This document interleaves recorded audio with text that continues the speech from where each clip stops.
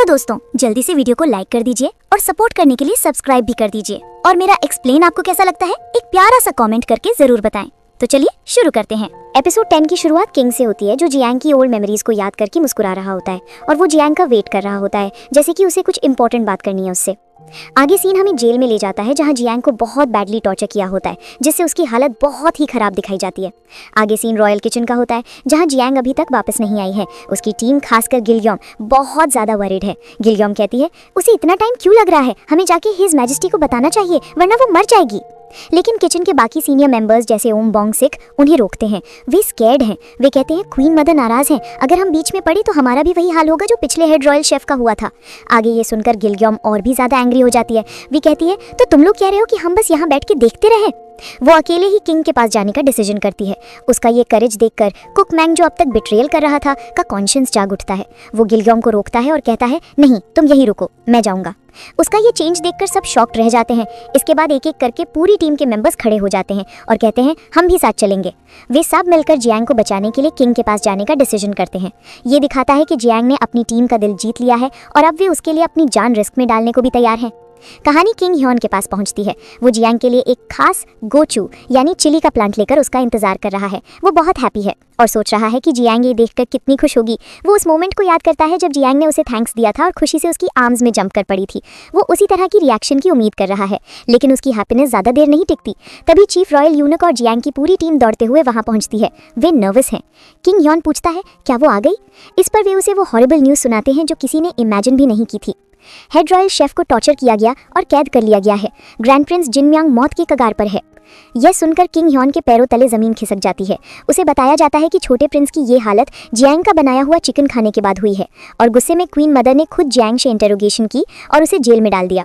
King Hyeon, जो अपनी जीत और जियांग के साथ एक न्यू बिगिनिंग का सपना देख रहा था, अब एक टेरिबल रियलिटी का सामना कर रहा है।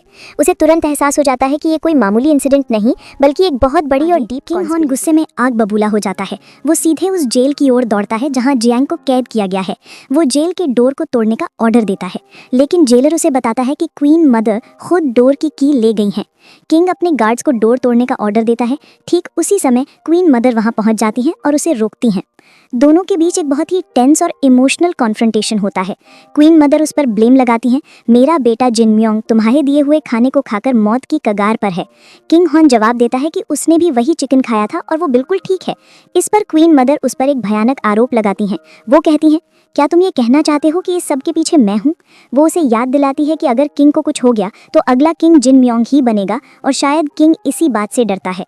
ये सुनकर किंग ह्योन अपना आपा खो देता है। वो अपनी स्वॉर्ड निकाल लेता है और उसे क्वीन मदर की गर्दन पर रख देता है। वो चिल्लाता है मैं तुम्हें दोबारा ये कहने की हिम्मत करने की इजाज़त नहीं दूंगा। जेल में साइलेंस छा जाता है। क्वीन मदर भी शॉक्ड रह जाती हैं। वो कहती हैं अब तुम अपने असली रंग दिखा रहे हो। वो उसे चैलेंज देती है, मुझे मार डालो। ठीक जब किंग ह्योन अपनी स्वॉर्ड चलाने ही वाला होता है, तभी जेल के अंदर से जियांग की वॉइस आती है। वो उसे रोकती है। वो कहती है आपको एक टायरेंट नहीं बनना चाहिए। ये सुनकर किंग रुक जाता है। जियांग उसे याद दिलाती है कि अगर उसने अभी अपनी स्वॉर्ड का इस्तेमाल किया तो सब कुछ कंट्रोल से बाहर हो जाएगा। वो कहती है मैं फ्यूचर जानती हूँ, अगर आप ऐसा करते हैं तो सब मर जाएंगे। आगे किंग बेबसी से कहता है अगर मैं तुम्हें अब छोड़कर चला गया तो तुम मर जाओगी। इस पर जियांग उसे ट्रस्ट दिलाती है, मुझ पर विश्वास करो। उसकी आईज में इतना कॉन्फिडेंस देखकर किंग ह्योन आखिरकार अपनी स्वॉर्ड नीचे कर लेता है। वो क्वीन मदर से कहता है मैं खुद इस इंसिडेंट की तह तक जाऊंगा, लेकिन अगर ट्रूथ सामने आने से पहले तुमने हेड रॉयल शेफ को फिर से टॉर्चर किया तो तुम्हें इसका अंजाम भुगतना होगा। इसके बाद किंग ह्योन जियांग के पास जाता है। वो उससे कहता है तुम स्कैर्ड होगी, ये बहुत टफ रहा होगा, लेकिन तुम्हें स्ट्रॉन्ग रहना होगा। वो उसे ट्रस्ट दिलाता है कि वो उसे बचा लेगा। जियांग भी प्रॉमिस करती है कि वो उसकी बातों को याद रखेगी। ये मोमेंट उनके बीच के डीप रिलेशनशिप और ट्रस्ट को दिखाता है, जहाँ एक प्रिजनर अपने किंग को सही रास्ते पर चलने की सलाह दे रहा है। मदर और उनके लॉयल मिनिस्टर हन मिन सेओंग की सीक्रेट कॉन्वर्सेशन की ओर मुड़ता है। हन मिन सेओंग बताता है कि किंग ह्योन अपनी माँ डिपोज्ड क्वीन ह्यान की डेथ से जुड़े पुराने डॉक्यूमेंट्स की जांच कर रहा है। क्वीन मदर को ये सुनकर चिंता होती है क्योंकि वे खुद उस कॉन्स्पिरेसी में शामिल थीं, लेकिन हन मिन सेओंग उसे काम करता है और कहता है कि किंग बहुत सिंपल है और वो किसी के अगेंस्ट कॉन्स्पिरेसी नहीं कर सकता। वो कहता है कि ये सब जियांग के आने के बाद से बदला है। उनका असली टारगेट अब जियांग है क्योंकि वे जानते हैं कि जियांग के बिना किंग वीक पड़ जाएगा। दूसरी तरफ ग्रैंड प्रिंस जेसन और रॉयल कंसोर्ट कैंग अपनी नेक्स्ट मूव की प्लानिंग कर रहे हैं। वे जानते हैं कि जियांग के रिलीज होने के बाद अब वे डेंजर में हैं। वे डिसाइड करते हैं कि अब उन्हें अपने पुराने एनिमी यी जुंग ग्यून की हेल्प लेनी होगी, जो एक डेंजरस बुचर है और किंग से हेट करता है। इस बीच किंग होन अपनी इन्वेस्टिगेशन शुरू करता है। वो अपनी टीम को ऑर्डर देता है कि वे पता लगाएं कि ग्रैंड प्रिंस जिनमियांग ने उस दिन खाना खाने के बाद क्या क्या किया, वो किससे मिला और कहाँ कहाँ गया। वो जियांग की इनोसेंस प्रूव करने के लिए हर एविडेंस कलेक्ट करना चाहता है।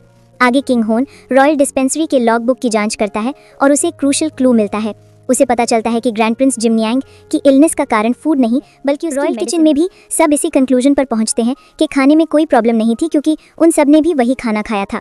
किंग होन क्वीन मदर के क्वार्टर्स में जाता है जहां यंग प्रिंस बेहोश पड़ा है। वो वहां रखी हुई मेडिसिनल हर्ब्स की जांच करने की परमिशन मांगता है जो प्रिंस को दी जा रही थी। क्वीन मदर उसे रोकने की कोशिश करते हैं, लेकिन किंग अपनी बात पर अड़ा रहता है। वो उन हर्ब्स को जांच के लिए ले जाता है। लेटर क्वीन मदर के क्वार्टर्स में काम करने वाली एक वुमन कोर्ट लेडी किम ग्रैंड रॉयल क्वीन डावेजर यानी किंग की असली ग्रैंड मदर के पास जाती है और उसे जियांग की जेल की सौंप देती है। ये एक बहुत बड़ा टर्निंग पॉइंट है, क्योंकि इससे पता चलता है कि पैलेस में कुछ लोग अभी भी किंग और जियांग के लॉयल हैं। मीनवाइल किंग होन को पता चलता है कि जियांग जेल में भी उतनी ही स्ट्रांग है जितनी वो बाहर थी। उसे वो दिन याद आता है जब वो पहली बार पैलेस में आई थी और उसने जियांग को उसी जेल में रखा था। उसे अपनी गलती का एहसास होता है और वो मन ही मन कहता है, मुझे क्या करना चाहिए, तुम्हें बचाने के लिए मुझे क्या करना चाहिए। उसे जियांग से लव हो गया है और वो उसे किसी भी कीमत पर खोना नहीं चाहता। आगे स्टोरी जेल के अंदर पहुंचती है, जहां जियांग अपनी बेबसी पर रो रही है। वो अपनी खोई हुई किताब मैंगूंग नॉक और अपने घर की याद कर रही है। तभी ग्रैंड रॉयल क्वीन डावेजर किंग की असली ग्रैंड मदर उससे मिलने आती हैं। वो उसे एक सीधा सवाल पूछती हैं, क्या तुमने सच में ग्रैंड प्रिंस को मारने की कोशिश की? जियांग दृढ़ता से डिनाई करती है। इस पर क्वीन डावेजर उसे एक शॉकिंग प्रपोजल देती हैं। वो कहती है कि पैलेस में रूमर्स फैल रहे हैं कि किंग जियांग के प्यार में अंधा हो गया है और उसकी वजह से अपने ही भाई को मारना चाहता है। वो जियांग से कहती हैं, अगर मैं तुम्हें यहाँ से बाहर निकालूं तो क्या तुम अपनी इनोसेंस प्रूव करने के लिए एविडेंस ढूंढ सकती हो? जियांग तुरंत यस कह देती है, लेकिन क्वीन डावेजर एक डेंजरस कंडीशन रखती हैं। वो उसे एक सिल्वर डैगर देती हैं और कहती हैं, मैं तुम्हें 3 दिन का टाइम दूंगी। अगर तुम अपनी इनोसेंस प्रूव करने में फेल रही तो तुम्हें इसी डैगर से अपनी लाइफ लेनी होगी। जियांग, जिसके पास कोई और वे नहीं है, इस कंडीशन को मान लेती है। इस तरह उसे 3 दिनों के लिए फ्रीडम मिलती है, लेकिन उसकी लाइफ अब दांव पर लगी है। जियांग जेल से रिलीज होकर सीधे रॉयल किचन में पहुंचती है, जहां उसकी टीम उसे देखकर खुशी से झूम उठती है। वो तुरंत किंग होन के लिए लंच यानी नैट जेट सेंग प्रिपेयर करने का ऑर्डर देती है।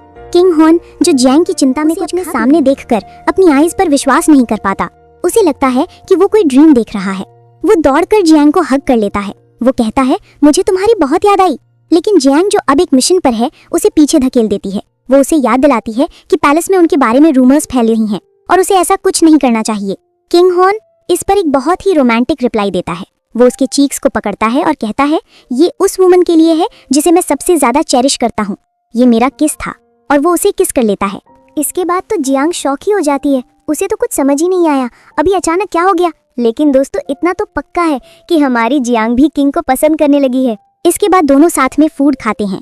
किंग होन जियांग से पूछता है कि वो जेल से बाहर कैसे आई। जियांग उसे क्वीन डावेजर की 3 दिन वाली कंडीशन के बारे में बताती है। ये सुनकर किंग होन एंग्री हो जाता है और कहता है, तुम्हें मेरी ग्रैंडमदर से किए गए प्रॉमिस को भूल जाना चाहिए। क्या तुम्हें लगता है कि मैं तुम्हें मरने दूंगा? इस पर जियांग उससे एक सीधा सवाल पूछती है, क्या आप सच में मुझे लाइक करते हैं? किंग होन, जो अपनी फीलिंग्स को हाइड करने में माहिर है, इस सवाल का सीधा आंसर देने के बजाय बात को टाल देता है और उसे आगे सीन रॉयल कंसोर्ट कांग और उसकी नौकरानी पर जाता है, जहां वो बताती है कि ग्रैंड रॉयल क्वीन डाउजर ने जियांग को रिहा कर दिया है। ये सुनकर रॉयल कंसोर्ट कांग हैरान रह जाती है। वो कहती है, उस बूढ़ी औरत का दिमाग खराब हो गया है। नौकरानी उसे शांत करती है और कहती है, उसने जियांग को सिर्फ 3 और दिन दिए हैं जीने के लिए। वो बताती है कि ग्रैंड रॉयल क्वीन डाउजर ने शर्त रखी है कि अगर जियांग अपनी बेगुनाही साबित नहीं कर पाई तो उसे मरना होगा। वो कहती है, ग्रैंड रॉयल क्वीन डाउजर को लगता है कि जियांग सबूत नहीं ढूंढ पाएगी, लेकिन उन्हें ये नहीं पता कि असली साजिशकर्ता कौन है। आगे सीन राजा हॉन और जियांग मिलकर इस रहस्य को सुलझाने में लग जाते हैं। जियांग अपनी इन्वेस्टिगेशन शुरू करती है। वो ग्रैंड प्रिंस जिनमियांग की मेडिसिन की सामग्री और इसके खाने के रिकॉर्ड्स की जांच करती है। उसे जड़ी बूटियों से चूहों की बीट जैसी अजीब गंध आती है, लेकिन वो समझ नहीं पाती कि इसका क्या मतलब है। दूसरे दिन किंग हॉन की तबीयत अचानक खराब हो जाती है। उसे भी वही सिम्टम्स महसूस होते हैं जो ग्रैंड प्रिंस जिनमियांग को हुए थे। तेज फीवर और ठंड लगना। जियांग को तुरंत सब कुछ समझ आ जाता है। उसे याद आता है कि किंग ने भी इन्वेस्टिगेशन के दौरान उन हर्ब्स को टेस्ट किया था। वो तुरंत रॉयल फिजिशियन को बुलाती है।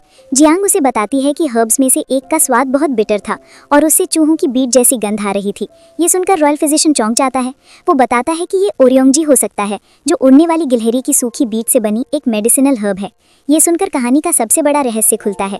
फिजिशियन बताता है कि ओरियोंगजी वैसे तो एक कीमती मेडिसिन है, लेकिन अगर इसे जिनसिंग के साथ लिया जाए तो ये एक लीथल पॉइजन बन जाता है।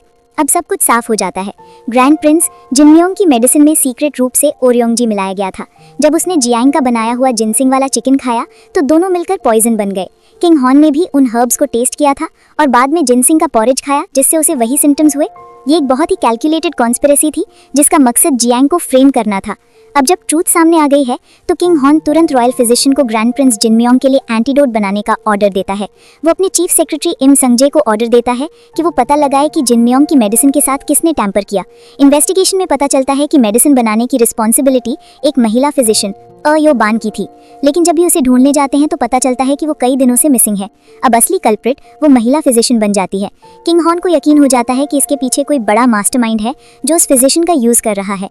वो जियांग से कहता है, चिंता मत करो, हमें क्रिमिनल मिल गया है, तुम्हारी इनोसेंस अब साबित हो गई है। किंग हॉन जियांग को आराम करने के लिए कहता है, लेकिन जियांग कहती है कि वो भी उस महिला फिजिशियन को ढूंढने में हेल्प करना चाहती है। किंग हॉन उसे बताता है कि इस काम के लिए गोंगिल सबसे माहिर है, क्योंकि वो किसी को भी ढूंढ निकालने में एक्सपर्ट है। वो गोंगिल और सुहेग को उस महिला फिजिशियन को आज रात ही ढूंढ निकालने का ऑर्डर देता है।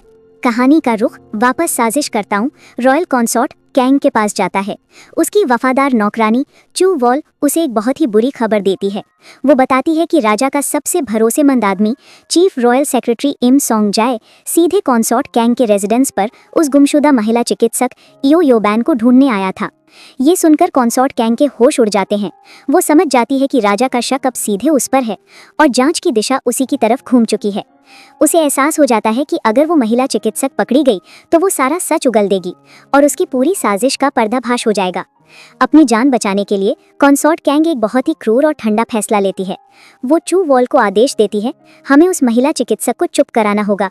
इसका मतलब साफ था, उसे मार डालो। अब ये सिर्फ एक जांच नहीं बन चुकी है, गोंगिल को उस चिकित्सक को कंसॉर्ट कैंग के हत्यारे से पहले ढूंढना होगा। कहानी एक अंधेरी सुनसान जगह पर पहुंचती है जहां गोंगिल आखिरकार उस लापता महिला चिकित्सक इयो योबैन को ढूंढ निकालता है। लेकिन ठीक उसी समय कंसॉर्ट कैंग की भेजी हुई हत्यारिन चू वॉल भी वहां पहुंच जाती है। दोनों के बीच एक जानलेवा लड़ाई शुरू हो जाती है। लेकिन ये सिर्फ एक लड़ाई नहीं है, इस टकराव के बीच कहानी का एक बहुत बड़ा राज खुलता है। गोंगिल चू वॉल से सिर्फ चिकित्सक को बचाने के लिए नहीं लड़ रहा है, वो अपनी जेब से एक खास हथियार यानी एक पंखा निकालता है और चू वॉल से कहता है, जब मेरी बहन ओकडान मरी थी तो उसके हाथ में ये था। फिर वो सीधे उसकी आंखों में देखकर कहता है, तो तुम ही हो वो चुड़ैल जिसने मेरी बहन ओकडान को मारा था। अब ये साफ हो जाता है कि गोंगिल का महल में रहने का असली मकसद सिर्फ राजा की सेवा करना नहीं, बल्कि अपनी बहन के कातिल को ढूंढना और उससे बदला लेना है। चू वॉल उसकी बात सुनकर उसे चिढ़ाती है और उसे नीच मस्करा कहती है। अब ये लड़ाई सिर्फ एक गवाह को बचाने की नहीं, बल्कि गोंगिल के व्यक्तिगत बदले की लड़ाई बन चुकी है। गोंगिल और चू वॉल की जानलेवा लड़ाई अपने चरम पर पहुंचती है। गोंगिल, जो अपनी बहन की मौत का बदला लेने की आग में जल रहा है, पूरी ताकत से चू वॉल पर टूट पड़ता है। अंततः वो उसे मात दे देता है। जमीन पर गिरी चू वॉल से वो कड़वे स्वर में पूछता है, मेरी बहन को मारने का हुक्म किसने दिया था? हार मानने के बाद चू वॉल सच कबूल करती है। वो बताती है कि उसकी बहन ओकदान को मारने का आदेश रॉयल कंसॉर्ट कैंग ने दिया था, क्योंकि ओकदान राजा का दिल जीतने की कोशिश कर रही थी। चू वॉल ये भी स्वीकार करती है कि ग्रैंड प्रिंस जिनमियोंग की दवा में जहर मिलाने के पीछे भी कंसॉर्ट कैंग ही थी। लेकिन इसके साथ ही वो एक और बड़ा सच खोलती है, कंसॉर्ट कैंग के पीछे भी कोई और मास्टरमाइंड है। पहली बार जब राजा पर हमला हुआ था, उस वक्त चला तीर किसी और का नहीं बल्कि ग्रैंड प्रिंस जेसन के आदमी का था। गोंगिल अब जान चुका है कि उसकी बहन का असली कातिल कौन है, मगर साथ ही उसे एहसास होता है कि ये साजिश उसके अनुमान से कहीं ज्यादा गहरी और खतरनाक है। वो इयो योबन, उस महिला चिकित्सक को बचा लेता है, लेकिन तभी अचानक पीछे से एक हत्यारा उस पर वार करता है और उसकी पीठ में छुरा घूम देता है। कहानी का रुख तुरंत महल की ओर मुड़ता है। ये हमला प्रिंस जेसन ने करवाया था ताकि सच उजागर ना हो पाए।